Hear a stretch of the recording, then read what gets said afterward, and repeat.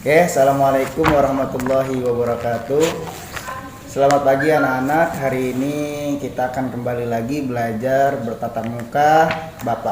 Kami tidak bisa melihat anak-anak, tapi anak-anak bisa melihat kami secara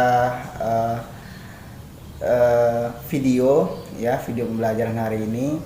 Alhamdulillah kita bisa kembali melanjutkan pembelajaran tema. Sebelum melanjutkan pembelajaran, sama-sama kita berdoa.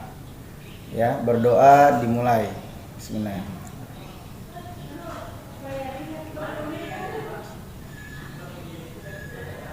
Selesai.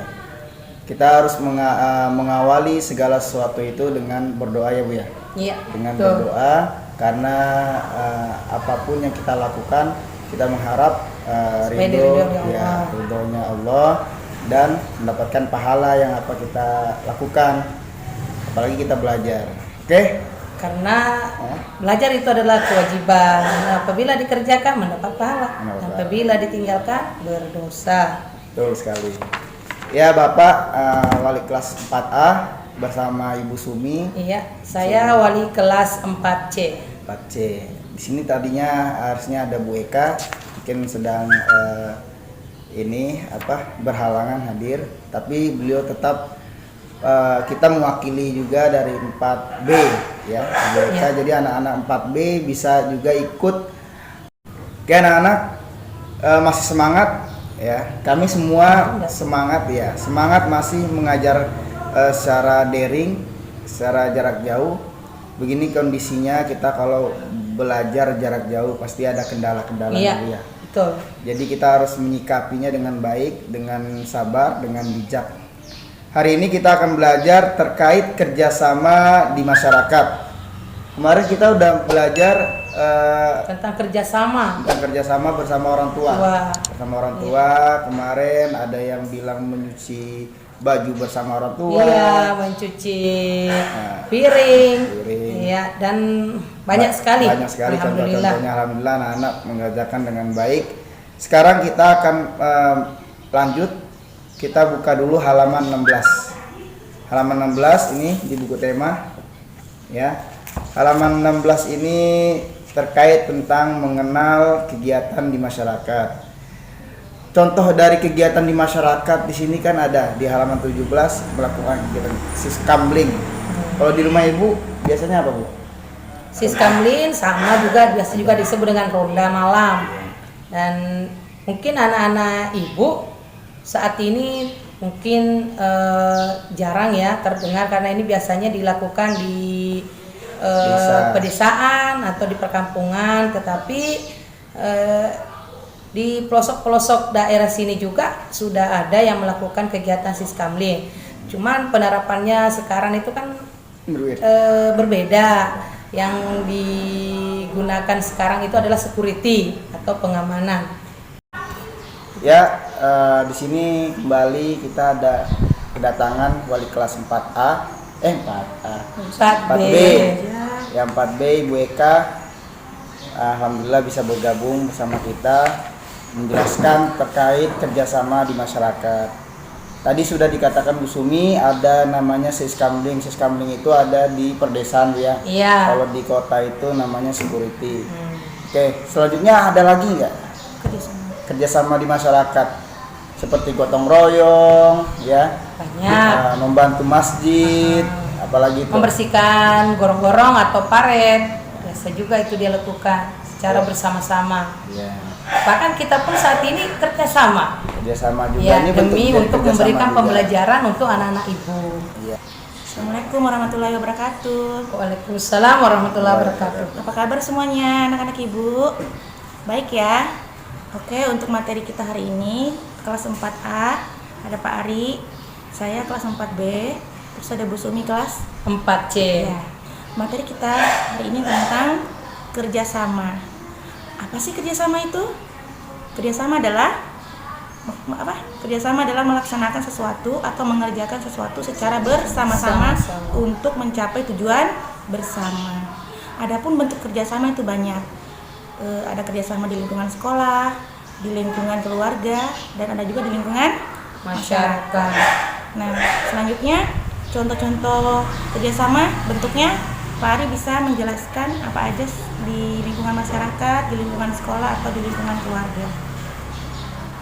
Adapun manfaat dari kerjasama, yang pertama pekerjaan yang berat akan menjadi ringan.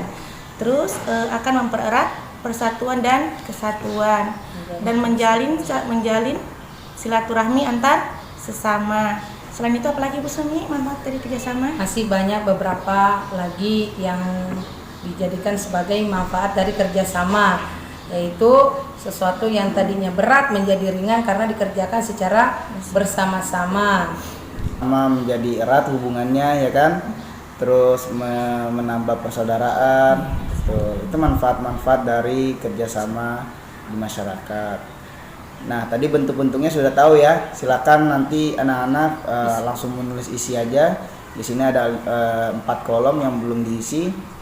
Kerjasama apa saja yang ada di masyarakat, yang ada di rumah kalian masing-masing, ya.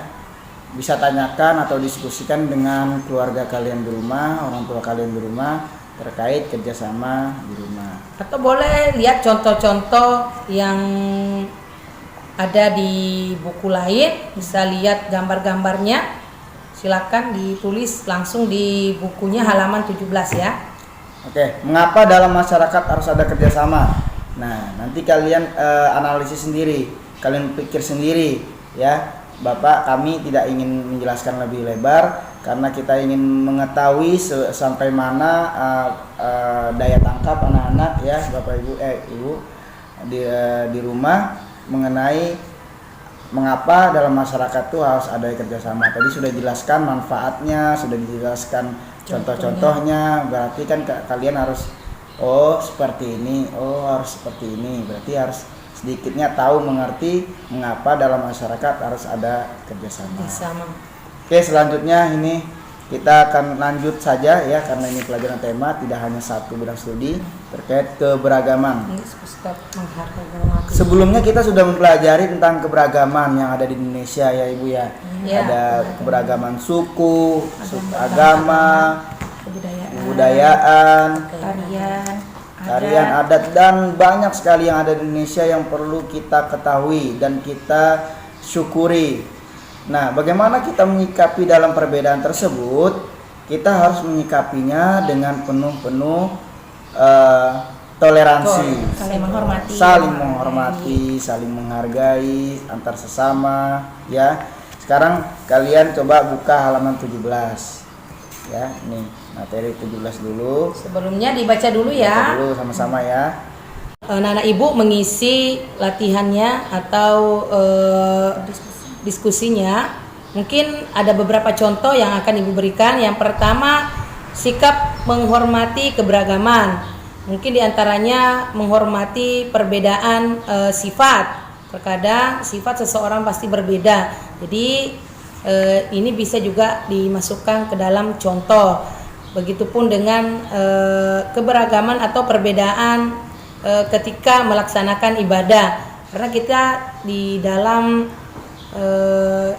terutama di Indonesia ini ada beberapa agama yang diakui di Indonesia, mulai dari agama Islam, Kristen, Katolik, Hindu, Buddha, dan Konghucu. Ada 6 ya?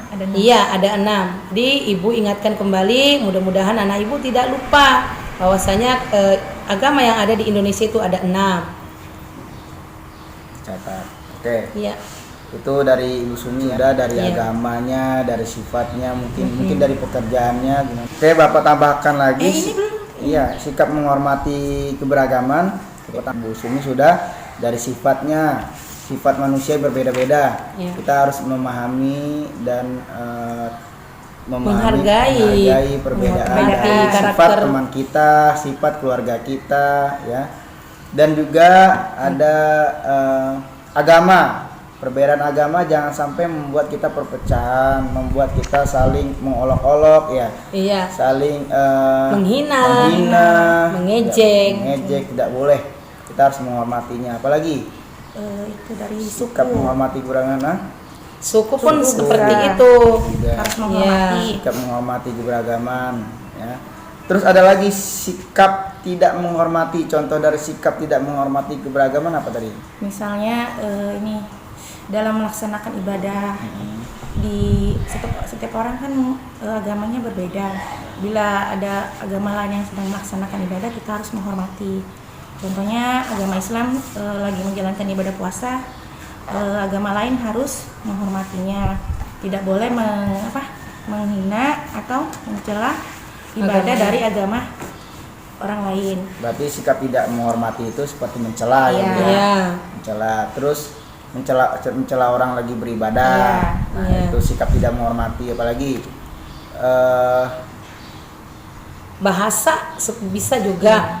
Artinya Setiap orang. setiap suku memiliki bahasa masing-masing. Adapun contoh sikap tidak menghormati keberagaman yaitu menirukan atau ada nada yang tidak menghargai ucapan orang lain yang berbeda dengan sukunya masing-masing. Contoh ada Bugis, ada Jawa, kemudian ada Padang, Banjar, itu semua pasti berbeda logat dan dialek bicaranya. Jadi kita tidak boleh mengolok bahasa masing-masing ya. Iya, bahasa tadi ya. Iya. Terus nggak boleh mencela agama lain tadi ya. Berarti itu sikap tidak menghormati ya. Iya. Mencela, mengolok bahasa. Mungkin masih banyak lagi nanti Iya. yang anak-anak bisa cari tahu. Yang pernah juga mungkin anak-anak alami. Jangan sampai kita memiliki sikap tidak menghormati keberagaman. Karena apa? Karena nanti ini akan membuat kita renggang hubungan kita terhadap teman kita, terhadap keluarga Persatuan tidak kita. Nah, kita akan berpecah belah. Ya, kita harus memiliki sikap menghormati keberagaman agar kita selalu bersatu ya. Iya. Kita harus sama-sama menghargai toleransi Perbedaan supaya dan kita lain sebagainya. ya banyak lah supaya kita tetap bersatu dan tidak terpecah belah sesuai dengan semboyan Indonesia Bhinneka Tunggal Ika. berbeda-beda tetapi tetap Satu tujuan. Biar Oke, anak-anak ibu, setelah kita tadi membaca dan mempelajari materi tentang kerjasama, pengertian kerjasama, bentuk-bentuk kerjasama serta manfaatnya, serta sikap-sikap menghormati keberagaman dan tidak menghormati keberagaman. Selanjutnya anak-anak ibu silahkan membuat kesimpulan tentang materi yang hari ini yang sudah ibu dan bapak sampaikan. Silahkan dikerjakan di buku tulis tema. Jangan lupa gunakan pulpen dan tidak ada kata step X sekalipun tulisannya salah. Cukup dicoret aja ya anak-anak. Oke, dan jangan lupa mengabsen di kolom komentar karena absen itu sebagai bukti kalian telah menonton video pembelajaran hari ini. Mungkin itu saja yang bisa Bapak dan Ibu sampaikan hari ini. Semoga bermanfaat ilmu yang kita sampaikan hari ini. Kurang lebihnya kami mohon maaf. Tetap semangat ya belajar di rumah. Oke, assalamualaikum Warahmatullahi wabarakatuh.